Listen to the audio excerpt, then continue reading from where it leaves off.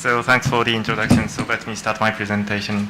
Today I'm talking about something physical or related subject to deployment scenarios.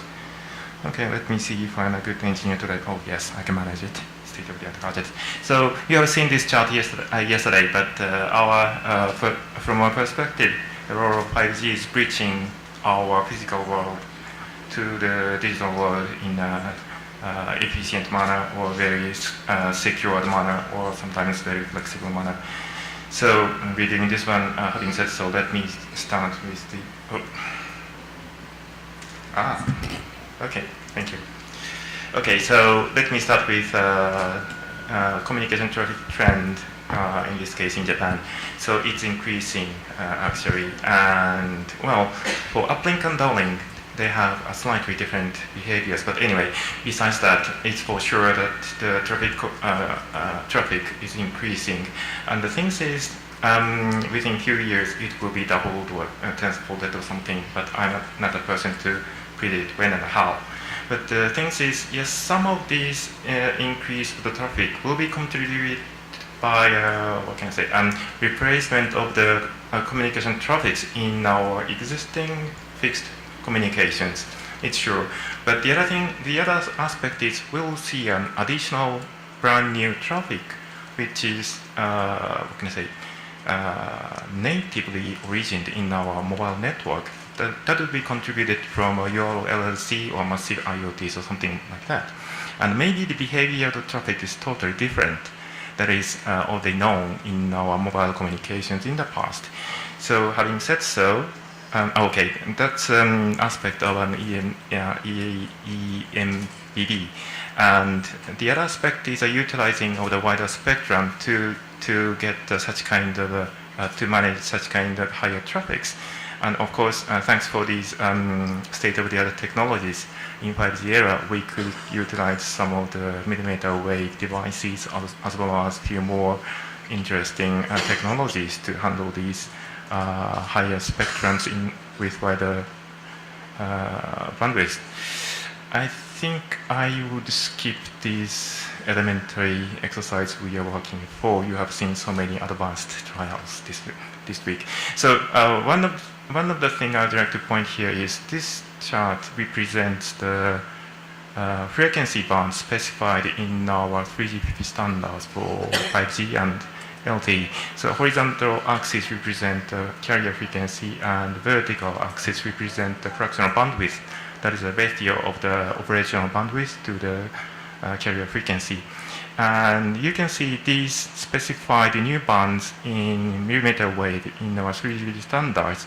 As far as the fractional bandwidth is concerned, they are within less than 30% or at around 10%. That means they have the same fractional bandwidth to the ones in LTE band less than 6 GHz.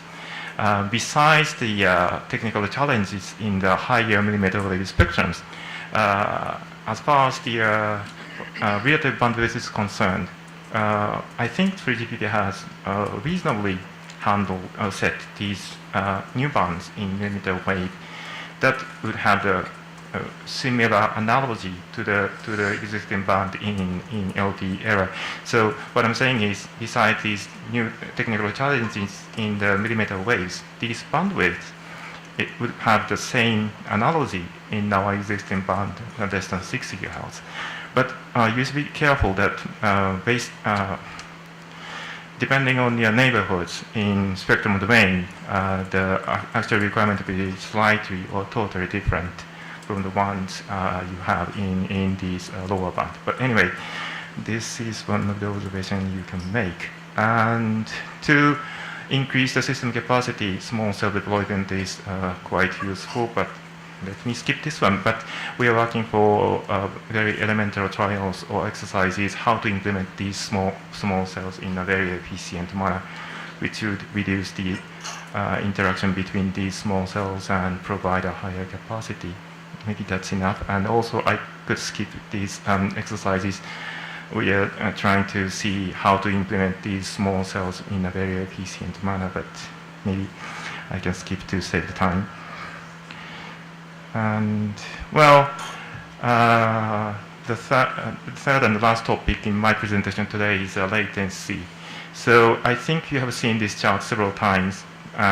This is a transmission delay or propagation delay of the speed of light. But since I'm from Tokyo to Rio de Janeiro this week, I highlighted the distance between Tokyo and Rio de Janeiro in this chart. In my case, I only needed 34 hours from Tokyo to Rio. That includes one night of our stay in London Heathrow. But even speed of the light, it would need 60 milliseconds. That is far beyond the 1 millisecond transmission delay or propagation delay, which is sometimes required in URLC scenarios. And you'll see some transmission delay with regard to satellites, which is a lower orbit or mid-range orbit, which is less than 10 milliseconds in this case. But anyway, the things is, okay, this is just to highlight the situation in between Tokyo and Rio de Janeiro, which is almost 20,000 kilometers, and the speed of light would need 60 milliseconds. By the way, in this chart, solid line colored orange represent the speed of the light in optic fibers, which is 2/3 of the speed compared with the speed in the air. So the last slide I have in my slides are, yes, as I said before, if you think about the very short transmission latency, less than 1 millisecond, maybe considering the speed of the light, that's a quite physical limit, your network should be deployed to think about these latencies in the physical world. And if, for example, 100 kilometers would require 0.3 millisecond transmission delay for speed of the light. That means if you try to reduce your transmission latency within 0.3 milliseconds, it's a fair number to consider your additional processing delay in your servers or relays or relaying points or routers. That would be a fair number, I think. But anyway, the thing is your deployment should consider your user packet should not be on this boundary. And this projection uses optimal equidistant projection with a partial log scale. So the projection is regarding the center point of this projection. In this case, if you look at the right-hand side, it's a Rio de Janeiro center, and the edge of the circle represents the other side of the globe. In this case, and anyway, the other side of the globe. So the edge of the circle is not the circle. In reality, it's a single point on the other side of the Rio de Janeiro. Anyway, these are nothing to do with user packet if you think about the lower latencies. But if the limit is less than 100 kilometers, these three cities, I don't know, I'm not familiar with these three cities, but I think these are the cities within 100 kilometers from Rio de Janeiro.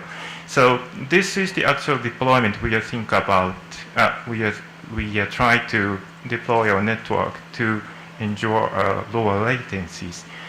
The other aspect I'd like to raise here is maybe you could manage remote control systems even when the transmission latency is beyond few milliseconds or even few 10 milliseconds. If the jitter fluctuation of the latency will be reasonably reduced, then even for 10 milliseconds or few 10 milliseconds latency would exist, your control system with feedback loop could provide a good accuracy to control any remote entities. So I don't have any conclusions like this time, I think. So having said so, we are trying to deploy all of these aspects into our 5G system. And the other thing I would like to say here is thinking about forward compatibility in the future releases to the first drop compliant system in 5G. We will try to implement all of these systems in a very efficient and practical manner. So let me conclude my presentation. Thanks for your time.